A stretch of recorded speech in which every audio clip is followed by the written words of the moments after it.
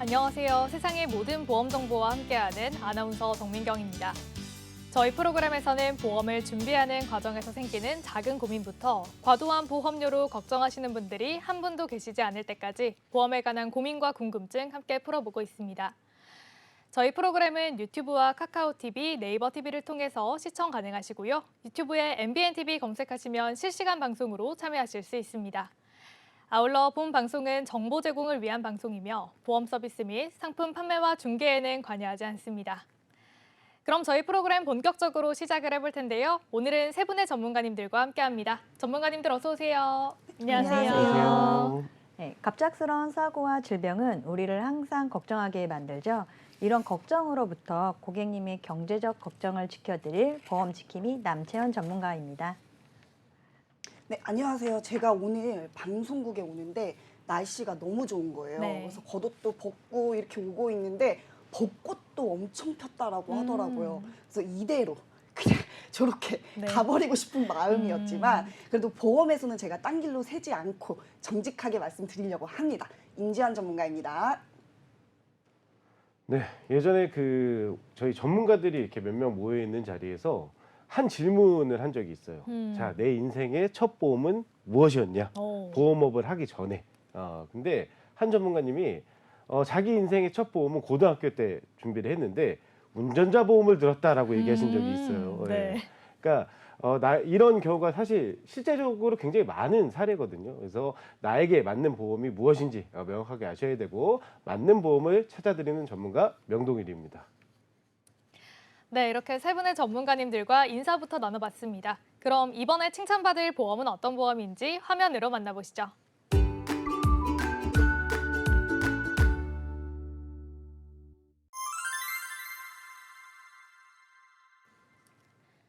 네, 이번에 칭찬받을 보험은 암보험입니다. 오늘 암보험에 대한 내용은 남채원 전문가님께서 준비를 하셨는데요. 어떤 내용 준비되어 있을까요? 네, 예전에는 암 발견이 아파야 되었는데요. 요즘에는 건강검진을 통해서 조기 발견이 되는 경우가 많아졌습니다. 그로 인해 암은 죽는 병이 아닌 치료할 수 있는 질병으로 유암장수 시대라고 이야기합니다. 이런 유암장수 시대에 현명하게 암보험 가입할 때 고려해야 하는 사항들을 속 시원히 알려드리겠습니다. 네, 좋습니다. 암보험에 대해서 관심 있으신 시청자분들은 정말 많으실 것 같은데요. 오늘 내용을 주목해 보시면 좋을 것 같습니다. 암보험에도 또 보장 범위가 나뉜다고 들었어요. 어떻게 좀 나뉘어질까요? 네, 일반 암에 모든 암이 포함되어 있고 소액암으로는 대장 전막내암, 유방암, 방광암, 전립선암, 자궁암이 있습니다.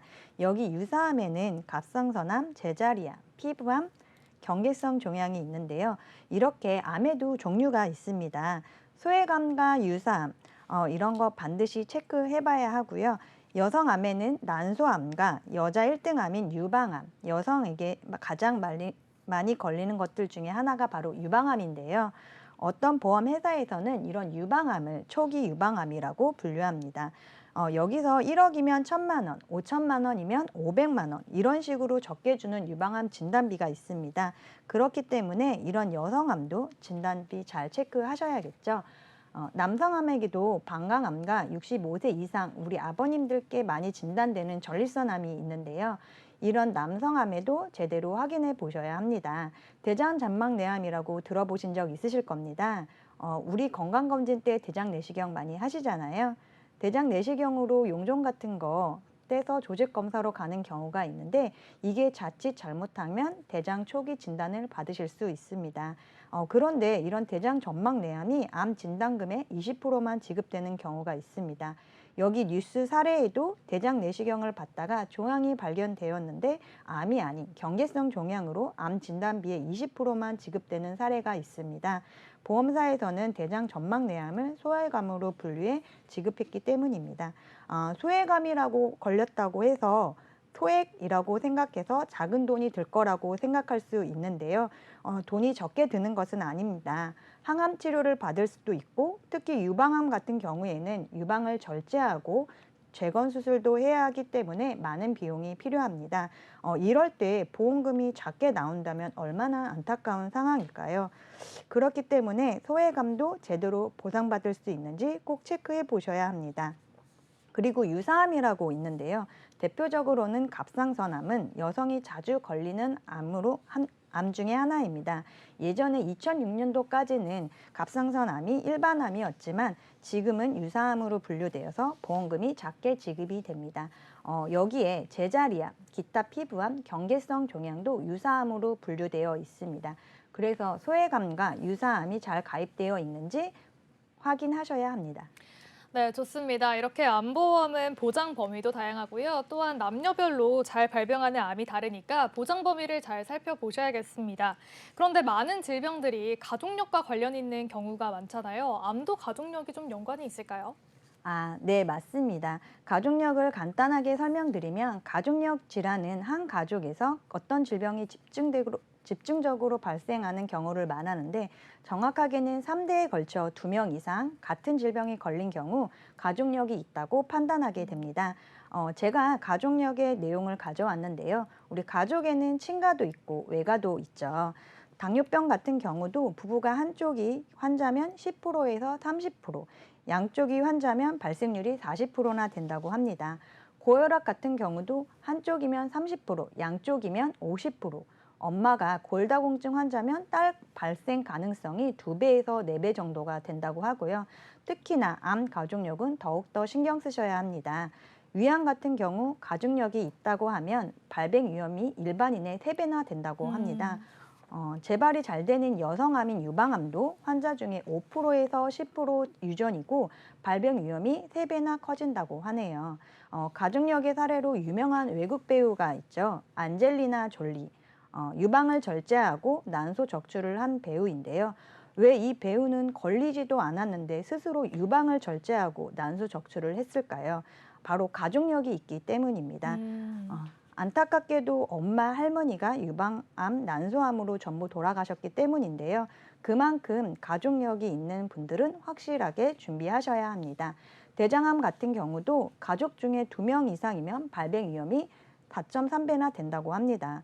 그래서 제가 연예인 사례들을 찾아보았는데요. 개그맨 유상무 씨도 젊을 때 대장암에 걸렸습니다. 가족들 중에는 큰 이모가 대장암, 엄마가 유방암, 큰 이모가 막내 삼촌이 대장암이었다고 해요. 네, 얼마 전에 사망한 개그맨 김철민 씨도 부모님과 형이 다 암이었다고 합니다. 이렇게 외국 사례뿐만 아니라 한국에서도 이런 사례들이 있습니다. 그렇기 때문에 가족력이 있으신 분들은 암 진단금 3,5천만 원이 아닌 1억, 2억 한 번 받고 끝나는 게 아니라 여러 번 전이암, 재발까지 보험으로 잘 준비해 두셔야 합니다. 사실 개그맨 김철민 씨는 암 보험이 없다고 해요. 가족분들이 다 암이었는데도 가입을 안 했기 때문에 안타깝지만 보험이 없어서 주변 동료들한테 많은 도움을 받았다고 합니다. 정말 안타깝고 또 고마운 사례죠. 이렇게 가족력은 비슷한 질병이 걸리기 쉽습니다. 그렇기 때문에 유전력이 높은 가족력은 꼭 체크해 보셔야 합니다. 네, 좋습니다. 이렇게 가족력과도 관련이 있다고 하니까요. 3대에서 어떤 질병들이 있었는지는 미리 체크를 해보시는 게 좋을 것 같습니다. 그럼 암 같은 중대 질환은 사실 나라에서 병원비를 지원해주는 제도가 있다고 들었거든요. 암에도 해당이 될까요? 네. 건강보험 산정특례 제도를 잘 이용하시면 됩니다. 건강보험 산정특례 제도란 진료비 부담이 높은 중증 질환 환자에 대하여 환자가 부담하는 진료비를 경감해주는 제도인데요. 이런 제도는 건강보험공단을 통해서 신청하실 수 있습니다. 여기에 중대질환으로는 대표적인 암, 뇌, 심장인데요. 암 같은 경우에는 5년 동안 5% 진료비만 내고 치료를 받을 수가 있고 뇌나 심장 같은 경우에는 최대 30일까지 보장이 됩니다. 암은 5년 동안 5% 진료비만 내기 때문에 부담이 없으실 수 있지만 체크해야 할 부분은 있습니다. 진료비 5%만 내면 다 해준다고 생각하시고 암보험 필요 없다고 생각하실 수 있는데요. 정말 위험한 생각입니다. 최신 기술이 등장하면서 생존 확률도 높아졌지만 의료비가 비싸 포기하는 경우가 많습니다. 5년 동안 5%는 건강보험이 적용되는 급여 부분에 해당되기 때문입니다. 항암 치료나 비급여 치료약, 또 요즘 연세대 세브란스의 중입자 치료 같은 좋은 치료들은 비급여 치료로 제한이 됩니다. 비싼 치료, 돈 많이 드는 치료, 그리고 요즘 많이 시행되고 있는 로봇 수술, 이런 비급여 치료에 대해서는 나라에서 지원이 되지 않습니다. 암 비급여 치료, 항암 치료가 한 달에 약 424만 원인데 평균적으로 10개월 정도 치료 기간이 걸린다고 합니다. 10개월이면 4,240만 원으로 많은 비용이 발생합니다. 그러면 이런 비급여 치료에 대해서는 우리가 어디서 보상을 받을 수 있을까요? 바로 개인건강보험입니다. 암 진단비, 수술비, 항암 치료비, 통원 치료비까지 잘 준비해 두셔야만 합니다. 실비에서 나오는 통원 20만 원, 25만 원으로는 현실적으로 많이 부족할 수가 있습니다. 요즘은 암 치료가 입원이 아닌 통원 치료가 늘고 있어 암 통원비도 잘 준비해 두셔야 합니다. 암 진단 후에 고용 상태가 변하는 비율 중에 제일 높은 상태는 실직입니다. 실직을 하게 되면 월급이 나오지 않고 나오는 부분도 없어지게 되죠. 당연히 자영업자도 수입이 없어집니다. 수입이 없는 상태에 만약에 산정특례에 해당은 됐지만 비급여 치료인 항암 치료가 들어간다고 하면 어떻게 비급여 치료를 실직센터에서 감당할 수 있을까요? 암 수술과 항암 치료를 하면 장기 요양으로 생계 활동이 어려운 게 사실인데요. 재취업에 성공하는 비율도 낮기 때문에 암 진단비가 실질적인 퇴직금이란 얘기가 있습니다. 제가 유암 장수 시대에 암보험 현명하게 가입할 수 있는 3가지를 말씀드렸는데요.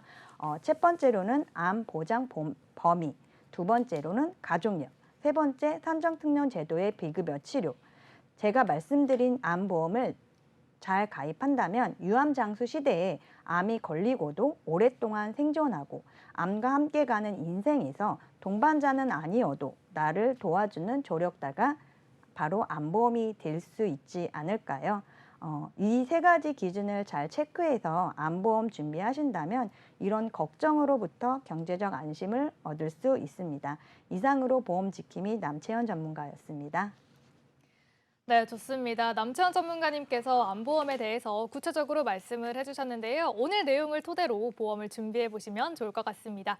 그러면 이 내용은 여기까지 알아보고요. 이번에 칭찬받을 보험은 어떤 보험인지 화면으로 만나보시죠.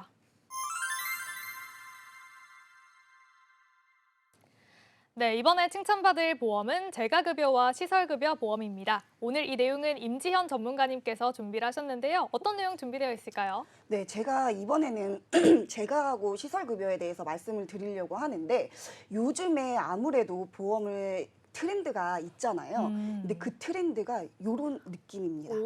나중에 내가 거동을 하지 못하거나 아니면 치매에 걸리거나 이런 상황들이 생겼을 때 어떻게 해야 될까라고 이제 고민하시고 생각하시는 분들이 굉장히 많기 때문에 저도 이거를 이번에 이렇게 디테일하게 공부하기 전까지는 사실은 보험을 하면서도 크게 관심을 가지고 있지는 않았었어요. 근데 관심 가지시는 분들이 많기 때문에 이 부분을 어떻게 챙기면 좋을까 싶어서 준비하게 되었습니다. 네, 좋습니다. 요즘에 많은 분들께서 또 고민을 하고 계시는 보험이다라고 하셨는데요. 이렇게 고령사회에 맞는 보험이지 않을까 싶습니다. 그런데 우리가 점점 평균 수명이 늘어나고 있다고는 하는데 요즘 평균 수명이 얼마나 되는지도 궁금하거든요. 어느 정도일까요? 맞아요. 요즘에 평균 네. 수명이 정말 많이 늘어나고 있거든요. 근데 한 5년 전만 해도요. 저희가 남성 같은 경우에는 평균 수명이 82세, 그리고 여성분들 같은 경우에는 86세, 7세 이 정도 됐었거든요. 근데 지금 23년 기준으로 보면은요. 남성분들은 86.3세, 그리고 여성분들은 90.7세가 되었습니다. 그러면은 여기에서 이게 불과 5년 전인데 그러면 한 5년이 더 지나고 10년이 지나고 하면은 어떻게 될까요? 평균 수명이 더 늘지 않을까요? 네, 맞아요. 그러면은 만약에 예를 들어서 저희 명동일 전문가님이 자녀분이 있으시잖아요. 그러면 이 자녀분이 이제 클 때에는 평균 수명이 100세, 110세 이렇게 된다라는 얘기가 있습니다. 근데 저희가 그 정도의 기간을 살면서 한 번이라도 안 아플까요? 아프겠죠. 네, 맞아요. 그리고 나서 만약에 80대가 되었는데 막 거동을 못 한다고 하면 어떻게 될까요? 그러면 여기에서 몇 년 동안은 거동을 못한 채로 그냥 살아야 되는데 요랬을 때는 저희가 누군가의 도움이 필요하잖아요. 그렇죠. 네, 평균 수명이 늘어난 만큼 그만큼의 대비를 꼭 해야 된다라고 제가 말씀을 드리고 싶습니다. 네, 좋습니다. 이렇게 평균 수명이 점점 늘어나고 있는 건 좋지만 또 유병장수하는 시대로 바뀌었기 때문에 우리가 병에 대해서 미리미리 대비를 하고 있어야 될 것 같은데요. 고령화 시대가 되면서 많은 분들께서 걱정하시는 질병 중에 하나가 치매라고 해요. 네. 어떻게 보면 암보다도 무서운 게 치매라고들 말씀을 하시는데 실제로 우리나라의 치매 환자가 얼마나 될까요? 네, 저희가 이거를 좀 잘 생각해 보셔야 되는데 치매에 걸리신 분들이 네. 이제 저희 눈에는 잘 보이지는 않잖아요. 그쵸. 근데 하지만 통계적으로 보면은요, 일단 유형별로 따졌을 때는 저희가 알츠하이머가 72.9%가 되고요. 그리고 나서 혈관성 치매가 11.2%, 그리고 기타가 15.9% 정도가 된다라고 해요. 근데 여기에서 연령별로도 따져보면은요, 85세 이상이 33.7%, 오. 그리고 80에서 84세는 27.2%, 그리고 아무래도 80대 연령에 치매가 많이 발병한다는 게 볼 수가 있고요. 그리고 여기에서 치매가 발병되면 어느 부분에서 가장 먼저 발견이 되냐면은 미미한 경도 일때 발병이 많이 됩니다. 그러면은 이거를 종합적으로 말씀을 드려보자면 80세 이상의 알츠하이머로 이제 그 경도증으로 인해서 이제 발병이 된다라는 건데, 그러면은 이거를 저희가 미리 준비하지 않고 대비하지 않고 있었다라고 한다면 이게 문제가 될 수 있다는 거죠. 네, 그렇기 때문에 치매가 전체적으로 봤었을 때는 이제 80만 명 정도가 된다라고 하는데 그 인원이 너무 많잖아요. 네. 근데 저는 실제적으로 본 적은 없거든요. 네. 그렇기 때문에 인지하고 있지는 못하지만 그만큼 많은 발병이 하고 있다라고 보시면 돼요. 그래서 65세 네. 이상의 치매 환자는 보면은요, 여성분들이 72.4%, 그러니까 오. 남성보다는 여성분이 조금 더 높고요. 훨씬 많네요. 네, 맞아요. 그리고 연령대도 80에서 89세. 그게 음. 확실히 80대에 많이 된다라고 보시면 되시고, 네. 그러면 여기에서도 나오는 게 2030년도에는 그럼 얼마나 많은 치매 환자가 발병이 될까라는 기준을 따져봤을 때는 127만 명 정도가 된다라고 합니다. 이렇게 많이 있는데 저희가 일반적으로 너무 중증 질환으로 암이나 뇌나 이쪽만 생각하고 있지 않았을까라는 생각이 들거든요. 그래서 치매도 이렇게 많이 발병이 하고 있으니까 이런 부분에 대해서 저희가 예전에는 치매보험으로 모든 거를 다 맞췄다라고 하면은 이제는 재가와 시설급여 쪽으로 해서 포커스를 맞춰서 준비를 하시는 게 맞다라고 말씀을 드릴 수가 있어요. 그래서 치매도 이제 발병하는 거를 보면은 하루에 120명 정도가 진단을 받게 되고요. 맞네요. 네, 그리고 여기에서 실종되는 치매 환자가 22명 정도가 된다고 매일매일인 합니다. 거죠. 네, 하루에요. 그리고 나서 치매로 인해서 사망했을 경우에는 24명 정도가 사망을 한다고 해요. 그렇기 때문에 치매는 결코 그냥 정말로 무시할 수만은 없는 부분이기 때문에 이 부분에 대해서도 좀 잘 챙기셔야 될 것 같습니다. 네, 이렇게 임지연 전문가님께서 표를 보면서 이제 환자분들의 통계를 조금 보여주셨는데요. 확실히 80대 이후부터 좀 급격하게 발병률이 높아진다는 것을 확인을 할 수가 있었습니다.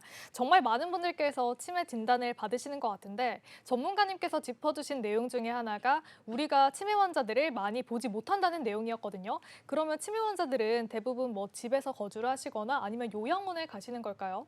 네, 맞습니다. 요양원에 많이 가시기는 하시는데요. 일단 여기에서 중요한 거는 네. 저희가 어쩔 수 없이 만약에 부모님께서 치매가 걸렸어요. 네. 그럼 어쩔 수 없이 요양원에 모셔야 되기는 하는데, 왜냐면 저희가 일을 해야지 그쵸. 열심히 돈을 벌어서 이제 같이 간병도 해야 되고 하는데 여기에서 입장 차이가 정말 많이 발생을 합니다.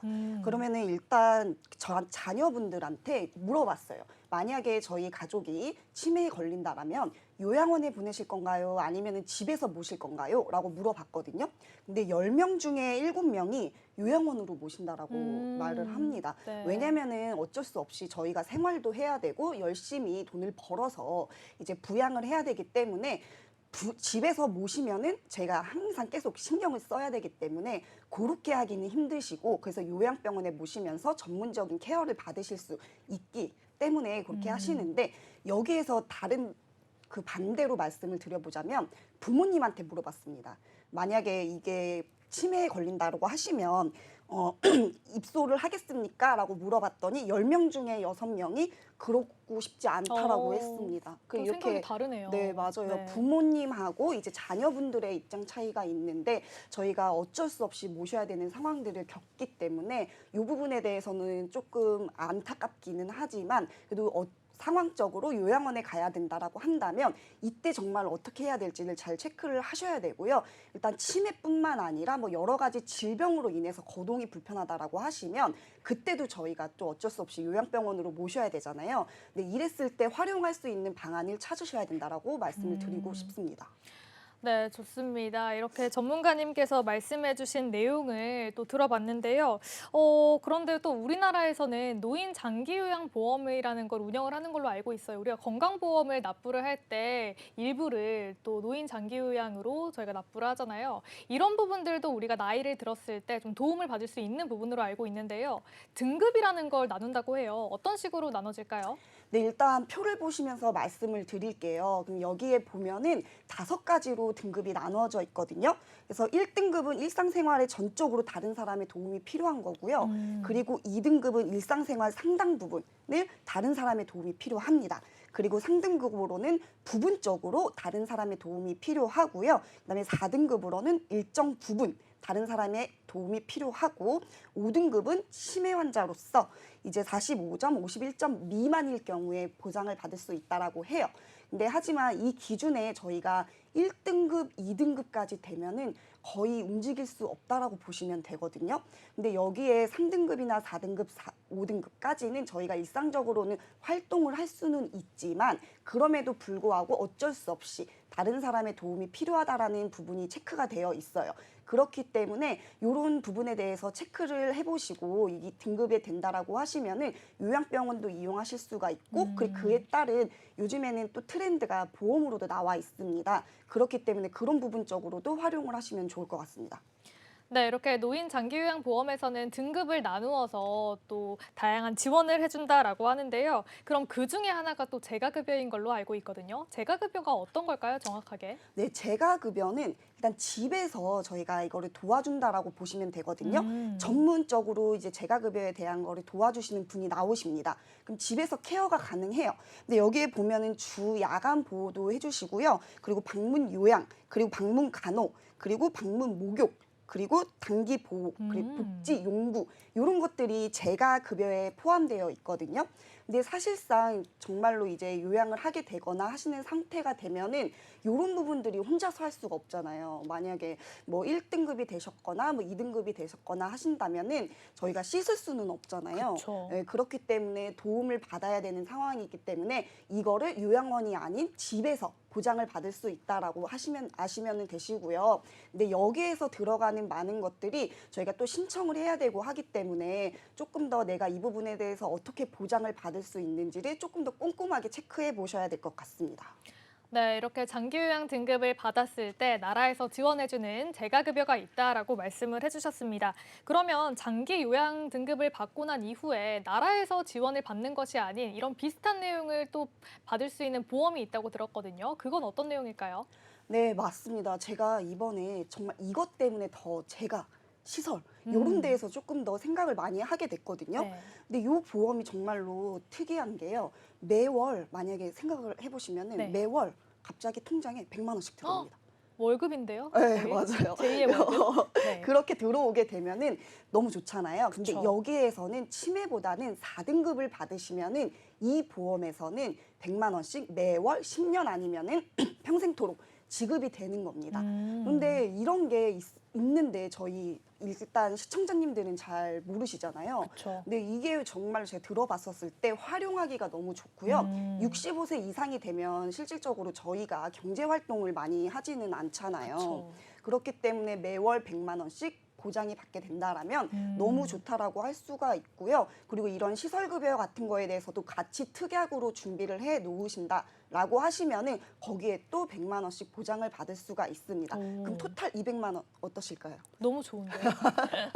맞아요. 그래서 네. 토탈 200만 원씩 보장을 받는데 이 시설급여 같은 경우에는 한 달에 한 번씩 이거를 활용을 해야지만 보장을 받을 수 있는데 어쩔 수 없이 저희도 계속 이거를 활용을 하기 위한 신청을 해야 되고 움직여야 되기 때문에 귀찮다고 볼 수는 없어요. 어차피 하는 거 여기에서 거기에다가 보험금까지 수령할 수 있다라고 생각을 하시면은 네. 더할 나위 없이 좋다라고 저는 생각을 하거든요. 그래서 제가 이번에 또 이거를 저희 부모님을 또 준비를 오. 해드렸거든요. 네. 그래서 아무래도 간병도 문제가 될 것 같고 있고 이런 네. 장기 요양적으로 봤었을 때도 문제가 될 것 같다라고 생각을 해서 이번에 간병비 플러스 재가급여까지 같이 준비를 도와드렸어요. 그러고 나니까 차라리 저도 좀 마음이 편해지기는 하더라고요. 오. 나중에 만약에 정말로 이런 문제가 발생해서 저희 부모님들이 활동적으로 아무것도 못했을 때 자식들한테 용돈을 달라고 할 수는 없잖아요. 그쵸. 근데 내 통장에 100만 원씩 꼬박꼬박 들어온다라고 하면은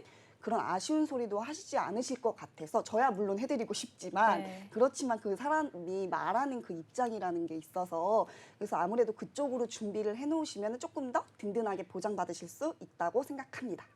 네, 좋습니다. 아무래도 임지연 전문가님께서 최근에 또 준비를 하셨기 네. 때문에 오늘 자신 있게 준비를 해주신 것 같은데요. 저도 전문가님 말씀을 들으면서 아, 나도 우리 부모님 이거 준비해드려야 되는 거 맞아요, 아닌가라는 맞아요. 생각이 들었어요. 아, 그런데 고민이 되는 부분은 보험료입니다. 네, 일단 맞아요. 부모님 보험을 들어드리려면은 제가 보험료를 내야 되는 거잖아요. 맞습니다. 제가 이미 한 달에 뭐 10만 원, 20만 원 보험료를 내고 있는데 부모님 보험까지 추가적으로 들려고 하면 어느 정도가 드는지를 미리 알고 있어야 될 것 같거든요. 네, 보험료 맞아요. 얼마나 들까요? 일단 네. 좀 저렴한 것부터 말씀을 드리자면요. 일단 간병보험은요. 네. 저희가 저번 달에 이슈가 정말 많았습니다. 그래서 비갱신으로요. 13,000원에 준비를 오, 했습니다. 비갱신인데 13,000원이요? 네, 맞아요. 간병인 사용일당으로. 어. 네, 그래서 그때는 금액도 이제 거기에다가 상급병원까지 같이 들어가 있는 담보였었거든요. 왜 저한테 말씀 안 해주셨어요?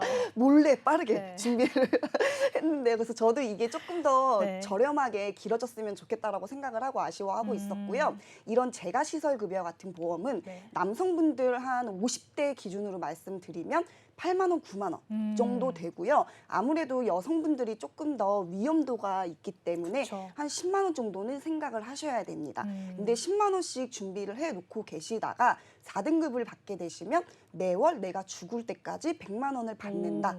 그래서 계산을 해봤는데 저는 그래도 이게 아깝지 않다라고 생각이 들더라고요. 그래서 그 정도의 금액을 생각하고 계시면 되시고 만약에 내 선에서 너무 부담스럽다라고 하시면은 매월 100만 원을 80만 원, 50만 원 이렇게 조금 내리셔가지고 준비를 하셔도 또 다른 방법이 될 수 있다라고 말씀드릴 수가 있습니다. 네, 좋습니다. 이렇게 일단 간병보험 같은 경우에는 조금 더 저렴하게 준비를 할 수 있는 보험이고 재가급여, 시설급여는 100만 원씩 받는 게 보험료가 조금 부담이신 분들은 금액을 조금 낮춰서 준비를 해보시면 또 큰 도움이 될 것 같습니다. 그러면 이 내용은 여기까지 알아보고요. 이번에 칭찬받을 보험은 어떤 보험인지 화면으로 만나보시죠. 네, 이번에 칭찬받을 보험은 수술비 보험입니다. 오늘 이 내용은 명동일 전문가님께서 준비를 하셨는데요. 어떤 내용 준비되어 있을까요? 네, 그 볼매라는 단어가 있죠. 볼수록 매력. 네, 볼수록 매력적인. 제가 제일 많이 듣는 얘기긴 합니다. 네? 네, 볼매 갑자기요? 명동일. 아, 네네. 네, 볼매 명동일. 네. 예, 근데 뜬금없네요. 그렇죠.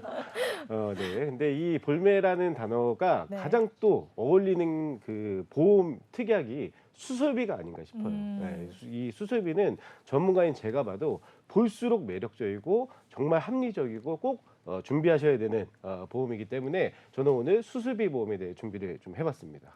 네, 볼수록 매력적인 네. 보험이 수술비 보험이다라고 말씀을 해주셨습니다. 그런데 제가 알기로는 이 네. 어쨌든 수술비 보험은 수술을 해야지 받을 수 있는 보험인 거잖아요. 그렇죠. 실제로 제 주변에는 그렇게 수술한 분들이 많지 않거든요. 음. 하시는 분들이 좀 많으실까요? 그 아나운서님은 혹시 네. 여태까지 사시면서 수술 해보신 적 있으세요? 없습니다. 없으세요? 네. 저는 수술을 2번 해봤어요. 오, 네, 근데 첫 번째는 맹장. 맹장. 네, 맹장 수술 한번 해봤고 그리고 제가 그 축농증이 좀 심해요. 이게 완치가 없더라고요. 축농증 그 수술을 했었었는데 엄청 아파요. 네. 네, 진짜 너무 아픕니다. 이 네. 사람 이 부비동 안에 이 공간이 그렇게 넓은 줄 몰랐어요. 거지가 들어가도 끝없이 들어가더라고요. 해골 보면 여기가 텅 비어 그렇죠. 있잖아요. 예. 네. 근데 거기 엄청 넓더라고요.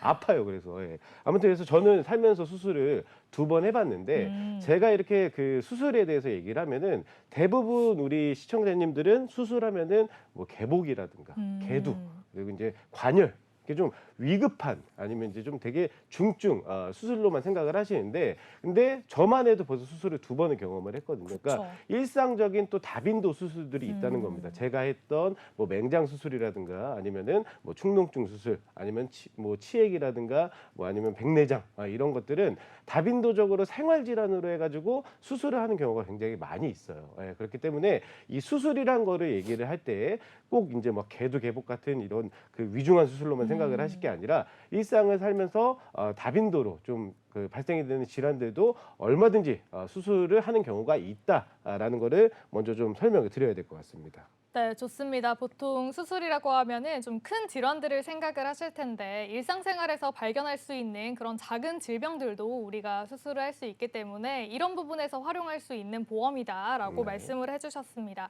그런데 일단 또 수술비 보험을 많은 시청자분들께서 어려워하시는 이유 중에 하나가 보험 종류가 한 가지가 아니에요. 종류가 너무나 다양하기 때문에 내가 어떤 것부터 준비를 해야 되는지 어려워하시는 분들이 많거든요. 좀 종류가 어떻게 될까요? 자, 수술비는 일단 수술비의 정의부터 말씀을 드리면 수술비랑 진단비는 이제 틀립니다. 성격 자체가 틀려요. 자, 진단비 같은 경우는 저희가 이제 진단비와 암 진단비를 뭐 10만 원 이렇게 준비하시는 분은 없잖아요. 그죠? 대개는 이제 뭐 암이든 뇌든 혈관이든 진단비를 준비하실 때는 이제 뭐 1,000만 원 이상 단위로 해서 목돈으로 준비를 하시는 경우가 많은데 진단비 같은 경우는 이제 성격이 그 목돈을 진단과 동시에 일시에 받을 수 있다는 장점이 있습니다. 네, 근데 수술비는 좀 반대되는 개념이에요. 그러니까 수술비 같은 경우는 물론 위중한 수술 같은 경우는 담보 보장 금액 자체가 뭐 몇 천만 원씩 이렇게 준비도 가능하지만 아까 얘기했던 이제 일상 다빈도적인 질병으로 인해 이제 수술하는 것들은 뭐 100만 원 아니면은 뭐 30만 원, 50만 원 뭐 이런 식으로 보장이 가능합니다. 근데 그게 1회에만 지급이 되는 게 아니라 매회 같은 금액을 보장을 해주는 게 수술비 특약이라고 보시면 돼요. 그래서 수술비랑 진단비는 분명히 서로 상호간에 좀 이렇게 서로 간의 장단점이 분명히 다른 점이 있다. 그래서 진단비와 수술비는 꼭 같이 준비를 하시는 게 좋다라는 걸 먼저 말씀을 드리고 자, 그 일상 다빈도 아까 제가 그 말씀드렸던 그 수술 중에 사실 이제 저희 전문가들 사이에서는 용돈 주는 그게 있어요. 그러니까 저희는 그렇게 표현을 하는데 네. 저희가 1년에 그 건강검진을 한 번씩 대개는 다 받으시잖아요. 아니면 그쵸. 2년에 한 번씩 받으시잖아요. 그러면 그 용종 제거는 굉장히 흔해요. 예, 그 대장 폴립 제거는. 그러면 이 수술비 보험을 준비를 하신 분들은 그 용종을 제거할 때마다 보장을 받을 수 있습니다. 그러면 수면 내시경을 해서 자다 일어나면은 보험금을 받을 수가 있는 거예요. 예, 그래서 저희는 네. 이게 용돈을 주는 굉장히 가성비가 좋은 특약이다라고 말씀을 드리는데 그러면 그래서 수면 내시경 하기 전에 네. 제발 대장 용종 그쵸, 있어라 예, 기도를 그쵸, 하고 제발, 하는 건가요? 그러면은 제발. 뭐 아, 용돈 네. 이러면서 이제 이렇게 하게 되는데. 예. 근데 어쨌든 그것도 또 네. 개수별로 또 보장이 됩니다. 예, 그러니까 용종 개수가 많으면 물론 좋은 건 아니지만 네. 이렇게 수술비 보험을 잘 준비를 하시면 이제 그러한 이제 소소한 일상 질환에도 보장을 받을 수 있다라는 걸 먼저 또 말씀을 드리고 자, 그러면 이 수술비는 종류가 무엇이 있냐? 그러니까 크게 3가지라고 보시면 돼요. 일단 첫 번째 질병 상해 수술비라는 게 있습니다. 자, 이거는 보장 범위가 가장 넓은 특약이라고 보시면 돼요. 자, 질병 수술비는 말 그대로 어떠한 질병으로 인해 내가 수술했을 때 보장을 받을 수 있는 게 질병 수술비고요. 상해 수술은 말 그대로 내가 상해로 인해 수술했을 때 보장을 받는 게 상해 수술비다라고 보시면 됩니다. 그래서 보장 범위가 굉장히 넓기 때문에 그 기본으로 가져가셔야 되는 특약이다라고 말씀을 드리고 다만 보장 범위가 넓기 때문에 준비하실 수 있는 금액 자체는 그렇게 크지는 않아요. 예를 들면 질병 수술비 같은 경우는 성인 기준으로 보편적으로 한 30만 원 정도 준비가 가능하시고 상해 수술비는 뭐 최대한 200만 원 정도까지 준비가 가능하시다라고 보시면 될 것 같습니다. 그래서 이 질병 수술비와 상해 수술비는 기본으로 가져가셔야 되는 수술비 특약이다라고 생각을 하시면 되고요. 여기서 이제 조금 디테일하게 들어가면은 종수술비라는 게 있어요. 예. 그러니까 이 종수술비는 뭐냐면 수술의 종류를 구분을 해놓는 겁니다. 그래서 보험사에서 1종부터 5종까지 수술의 종류를 구별을 해놓고 각각 종에 따라서 보장을 해주는 게 종수술비 특약이다라고 보시면 되는데 자, 보시면 1종에 뭐가 있죠? 백내장, 네. 뭐 치액, 요실금, 제왕절개. 그러니까 굉장히 이제 생활 질환들이죠. 예. 그러니까 1종에는 이제 이런 이제 다빈도 질환들이 포함이 되어 있다라고 보시면 되고 5종을 보시면은 뭐 심장 내 관열, 두개 내 관열, 이렇게 이제 좀 굉장히 위중한 수술들이죠. 예, 그러니까 1종으로 갈수록 다빈도 질환이라고 보시면 되고 5종으로 갈수록 좀 이렇게 중한 수술이다라고 보시면 됩니다. 그래서 이 그 종류별로 수술을 이제 분류를 해놓고 각 해당하는 종에 수술했을 때 보장되는 금액들을 보상을 받을 수 있는 게 종수술비다라고 보시면 됩니다. 네, 좋습니다. 이렇게 가장 넓은 범위의 질병 상해 수술비가 있고요. 그 다음으로는 종수술비가 있다라고 하셨습니다. 일종에는 비교적 가벼운 질병들이 자리를 하고 있었고 점점 숫자가 커질수록 중대한 질환들이 있다라고 하셨는데요. 그렇기 때문에 좀 가벼운 질환들은 보장 금액을 적게 그리고 좀 큰 질병들에는 보장 금액을 크게 설정을 할 수 있는 것 같습니다. 그런데 이렇게 종수술비 말고 또 네. 엔대 수술비라는 게 있다고 하는데 이건 어떤 내용이죠? 자, 세 가지 특약이 있다고 말씀을 드렸잖아요. 네. 예, 그래서 이제 질병 수술비 설명드렸고, 종수술비 종수술비. 설명드렸고, 마지막으로 이제 엔대 수술비는 보험사마다 질병의 이제 개수를 정해 놓는 거예요. 그래서 뭐 제가 이제 예시를 들 거는 예를 들면 이제 119대 질병 수술비다라고 하면 119가지 질병에 대해 수술했을 때 보장을 해주겠다는 겁니다. 그래서 보시면 22대 질병에 뭐 치료, 치액 뭐 이렇게 돼 있고 다빈도 3대 질병에 뭐 관절염, 백내장 이렇게 되어 있죠. 그리고 20대 질병에 보면 뭐 심장 질환, 심혈관 질환, 뭐 뇌혈관 질환 이렇게 그 구성이 되어 있는데 이런 식으로 보험사에서 질병을 정해놓고 보장을 해주는 게 엔대 수술비라고 보시면 돼요. 그래서 회사마다 이거는 좀 보장해주는 질병의 개수가 틀립니다. 그래서 뭐 119대 지금 제가 예를 드는 119대 질병 수술비도 있고 어떤 회사는 뭐 60대 질병 수술비도 있고 130대 질병 수술비도 있고 이런 식으로 질병의 종류에 따라서 보험사별로 특약의 종류는 굉장히 다양하다라고 보시면 돼요. 자, 그래서 이 세 가지 특약을 다 세트로 구성을 하셔야 되는 이유를 말씀을 드리면 자, 예를 들어 제가 이 수술비 특약 세 가지 말씀드린 거를 내가 다 준비를 했다라고 가정을 해볼게요. 그러면 자, 일단은 여기 만약에 내가 보험을 준비를 하고 백내장 수술을 받았어요. 네. 그러면 자, 일단 보장 범위가 가장 넓은 질병 수술비 특약에서 보장이 되겠죠. 그럼 한 30만 원 받는다고 그렇죠. 치고. 예, 네. 백내장이라는 질병으로 내가 수술을 하게 되는 거니까. 그래서 질병 수술비에서 일단 보장을 받을 수가 그쵸. 있고. 자, 그리고 아까 종수술비에 백내장이 어디에 들어 있었죠? 일종에 일종에 있었죠. 있었죠. 그러면 일종에서 또 보장을 받으시는 겁니다. 그리고 119대 엔대 수술비에도 또 다빈도 3대 질병이 들어가 있죠. 네. 그러면 여기서도 또 보장이 되시는 거예요. 오. 근데 이거를 뭐 이제 저희가 그 정확한 표현으로는 네. 뭐 비례 보상이 있고 정액 보상이 있다라고 말씀을 드리는데 이 수술비 특약 같은 경우는 전부 다 정액 보상입니다. 예, 그래서 내가 해당되는 그 질환으로 인해 어떤 이제 수술이라는 의료 행위를 하게 되면은 그러면은 중복해서 보장을 받으실 수가 있다는 거예요. 그러니까 예를 들어 내가 질병 수술비에서 보장을 받았으니까 종수술비나 뭐 엔대 수술비에서는 보장을 못 받나? 이게 아니라 세 군데서 다 중복해서 보장을 정액으로 받으실 수 있다는 겁니다. 그래서 수술비 특약 같은 경우는 이렇게 세 가지를 같이 구성을 하시는 게 좋아요. 그래야 중복해서 보장을 받을 수가 있으니까. 그리고 또 하나 이제 말씀드리면 사실 이제 그 진단비 특약 같은 경우는 보험료 굉장히 비싸요. 예, 많이 비쌉니다. 왜냐하면 이제 목돈 내 보장을 해주기 때문에 그리고 또 예전에 어떠한 또 중대 질환을 그 뭐 진단 받으시고 치료 받으시고 완치가 되신 분들 같은 경우는 가입 금액 자체도 또 그렇게 크지 않게 준비를 하실 수밖에 없거든요. 자, 근데 이 지금 수술비 안에 그 저희가 흔히 얘기하는 3대 중대 질환이 수술에 관련된 그 보장이 전부 다 들어가 있어요. 네, 그러면 예를 들어 질병 수술비에서 보장받으시고 종수술비에서 또 뭐 한 1,000만 원 보장받으시고 그리고 또 엔대 수술비에서 또 뭐 1,000만 원 보장을 받으신다라고 하면은 그러면 금액 자체를 다 모아놓고 보면 어떻게 보면 또 진단비를 대체할 수 있는 효과도 가져가실 수가 있다는 거죠. 근데 보험료는 진단비 보험보다 확실히 저렴합니다. 수술비가. 예. 그래서 요렇게 이제 그 중복 정액 보장이 가능하기 때문에 수술비 특약은 어중간하면은 이 세 개를 세트라고 생각을 하시는 게 좋습니다. 그래서 세트라고 생각을 하시고 같이 준비를 하셔야 그래야 보장도 크게 그리고 또 효율적으로 보험을 준비할 수 있다라고 말씀을 드릴 수가 있습니다. 네, 좋습니다. 이렇게 저렴한 비용으로 좀 비교적 큰 금액을 보장받고 싶으신 분들은 수술비 보험을 준비하실 때 여러 가지를 한 번에 세트로 준비하면 좋다라는 말씀을 해주셨습니다. 그런데 또 여기서 궁금한 게 네. 우리가 1호종을 봤을 때는 뭐 1종은 20만 원, 2종은 50만 원, 3종은 200만 원 이런 식으로 좀 질병의 어떤 위중한 거에 따라서 보험료를 다르게, 보험금을 다르게 설정을 했다라는 걸 알 수가 있었거든요. 근데 그렇죠. 엔드는 또 어떤 식으로 설정을 하면 좋을지도 궁금한데 우리가 보장 금액을 얼마나 설정을 하면 좋을까요?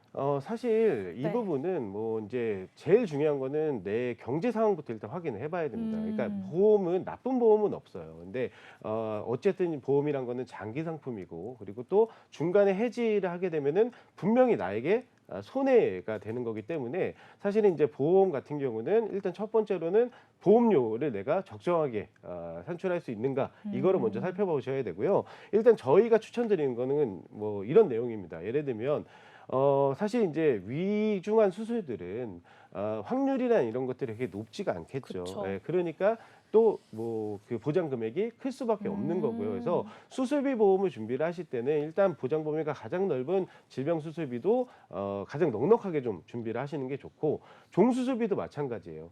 1종부터 3종 안에 사실은 이제 그 우리가 일상적으로 이제 다빈도 질환이라든가 아니면 살면서 혹시라도 한번 할 수 있는 수술 종류들이 포함이 돼 있기 때문에 1종에서 3종 수술비를 이제 보장 금액을 좀 받을 수 있게끔 설정을 해 놓는 게 좋습니다. 그리고 4, 5종 같은 경우는 사실 정말 위급한 수술들이기 때문에 당연히 보장 금액을 좀 크게 가져가야 되지만 만약에 보험료를 내가 좀 조율을 해야 된다라고 하면은 이쪽 특약 쪽에서 이제 좀 그 조율을 하시는 게 어떨까라고 생각을 하고요.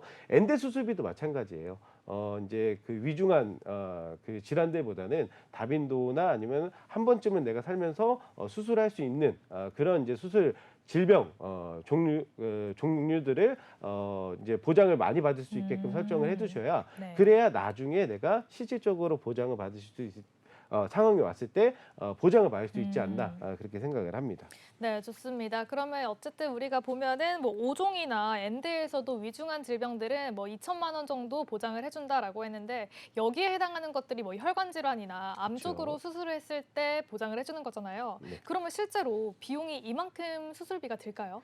앞서 뭐 우리 전문가님이 말씀하셨지만 네. 사실 산정특례라는 우리나라는 정말 좋은 제도가 있기 오, 때문에 네. 그래서 치료비를 이제는 보험으로 준비를 하겠다라는 거는 사실 이제 요즘 트렌드에 맞지는 않아요. 그러니까 제가 수술비를 바라봤을 때는 진단비보다 어쨌든 보험료가 훨씬 저렴하고 그리고 또 진단비만큼 중복으로 잘 구성을 하면은 진단비만큼 큰 금액을 보장을 받을 수 있는데 그걸 매회 보장을 받을 수 있기 때문에 그래서 이제 수술비 특약이 아까 처음에 말씀드렸듯이 볼매 명동일이 아니라 볼매 수술비다라고 말씀을 드린 거거든요. 네. 예. 그래서 뭐 사실은 이제 그 수술 비용 같은 경우는 뭐 보편적으로 드는 거는 뭐 뇌동맥류 같은 경우는 코의 색전술을 하면은 뭐 400만 원이라든가 뭐 클립 뭐 이런 수술하면은 600만 원이라든가 이렇게 이제 들어가는데 사실은 이 금액 이 치료 비용에 맞춰서 어떤 수술비 특약을 준비한다라기보다는 내가 저렴한 보험료로 거의 진단비를 대체할 수 있는 수준의 매회 정액 보장을 받을 수 있는 보험을 합리적인 보험을 가성비 있는 보험을 준비한다라고 생각을 하시는 게 맞지 않나라고 생각을 합니다. 네, 좋습니다. 그러면 또 심혈관 쪽은 얼마나 드는지도 궁금한데 이 부분도 한번 체크를 해주실까요? 네, 뭐 심혈관 쪽도 비용은 굉장히 많이 들어가요. 뭐 협심증 같은 경우도 600에서 한 1,200만 원 정도의 수술비가 들어가고 심근경색도 뭐 2,000에서 3,000 사이의 수술비가 들어갔는데 말씀드렸듯이 요 금액을 뭐 전체를 다 수술비로 맞추겠다라기보다는 이 그 수술비 보장을 통해서 어떠한 이제 내가 혹시라도 그 일자리를 더 이상 일할 수 없는 상황이 오거나 네. 이런 이제 경제적인 측면에 대비를 하시는 걸로 시각을 좀 바꾸는 게 맞지 않나라고 생각을 합니다. 네, 좋습니다. 저희 오늘 이렇게 수술비 보험에 대해서도 이야기를 나눠봤는데요. 또 중복적으로 세트로 준비를 하면 네. 나중에 받을 수 있는 금액이 커지는 만큼 이 부분도 고려를 하셔서 보험을 준비해 보시면 좋을 것 같습니다. 그러면 이 내용은 여기까지 알아보고요. 이번에 칭찬받을 보험은 어떤 보험인지 화면으로 만나보시죠.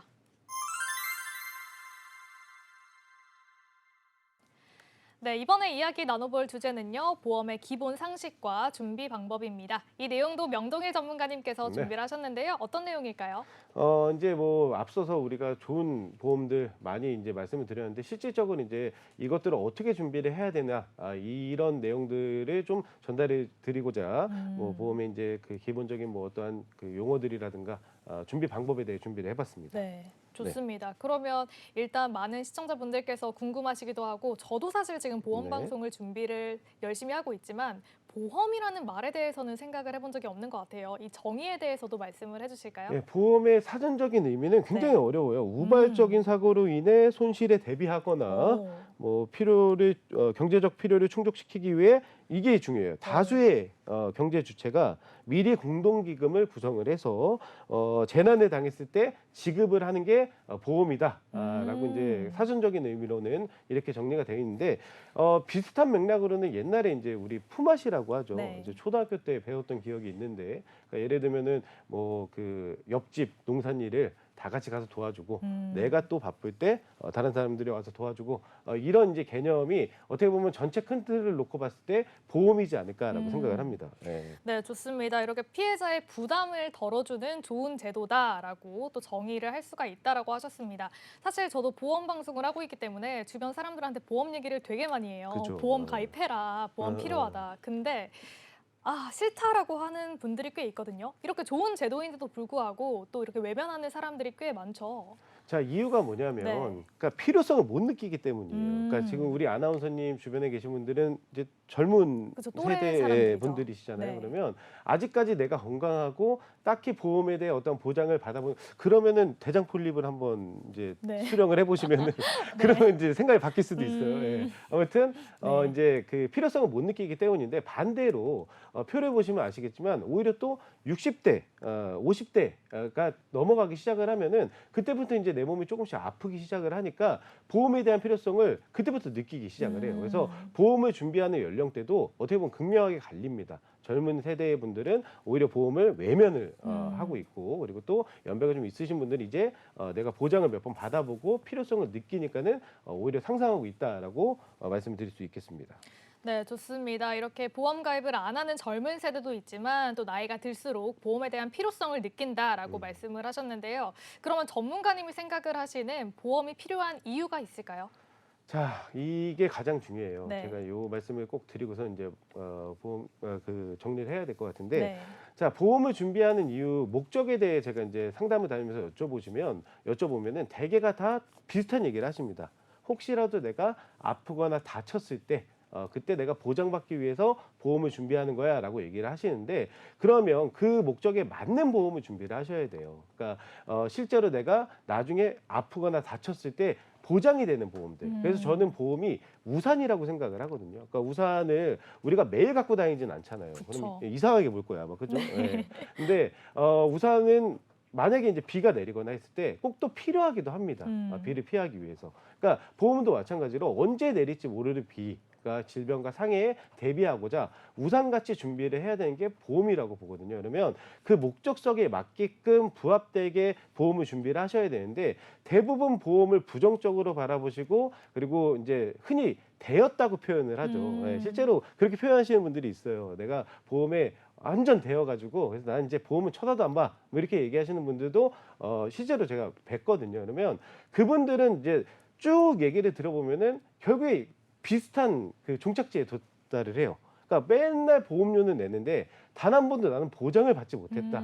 그래서 보험은 솔직히 말하면 나는 왜 필요한지 모르겠다라고 얘기를 하시는 분들이 있는데 그거를 또 세세하게 우리 전문가들이 이렇게 원인을 찾아보면은 못 받을 수밖에 없는 상황입니다. 또, 예, 그러니까 분명히 뭔가 이유가 있는 거예요. 네. 보장 범위가 협소했다거나 아니면 아까 맨 처음에 오프닝 때 제가 말씀드렸다시피 네. 고등학생인데 운전자 보험을 들었다거나 이런 경우가 있기 때문에 보장을 못 받으니까 필요성을 못 느끼시는 건데 보험은 분명히 필요합니다. 우리 가족을 위해서도 필요하고요. 나 자신을 위해서도 필요해요. 그래서 보험을 준비를 하실 때는 목적을 항상 상기를 하시고 그 목적에 맞는 보험을 잘 선택을 하셔서 합리적인 또 보험료로 준비를 하셔야 그래야 나중에 제가 방금 말씀드렸듯이 다시는 보험을 보지 않겠어. 뭐 나 너무 되었어. 이런 후회에 섞인 얘기들을 안 하시게 되거든요. 그래서 그런 거를 사실 우리 시청자님들 하기는 어렵기 때문에 저희 전문가님들이